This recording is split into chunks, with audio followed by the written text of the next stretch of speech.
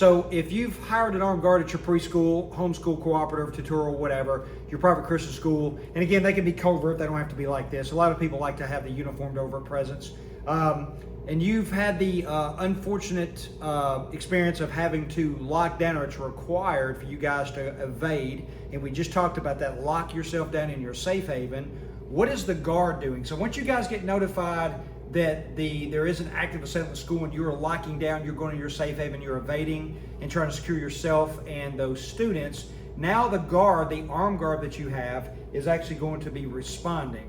Well, where they're responding, if they're not fighting or neutralizing that threat, at some point they need to be communicating, right? So the ability to communicate with people on site like you guys or staff members, and also the ability to communicate with the police, so they can communicate with you or with the staff members with a radio. So there should be some communication with you or staff between the guard.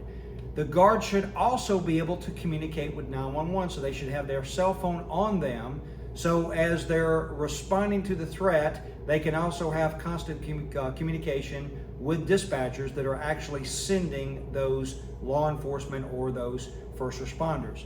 If they have communication with you, and if they want that to be covert or be able to talk to you during the day where everybody else cannot hear that or talk to the staff, not only do they need to have a radio, then it would be a good idea for them to have some sort of surveillance kit, or maybe some of you guys call this an earpiece, hooked up to that radio that has communication with you or the staff, so that they can do that discreetly so others can't hear that communication. That's probably another good idea. So while you guys are locking down and the guard is responding to try to stop or neutralize that threat, communication with you, the staff, and those emergency responders, or law enforcement responders, very specifically those dispatchers or 911 operators, it's a good idea to have both of those communication capabilities.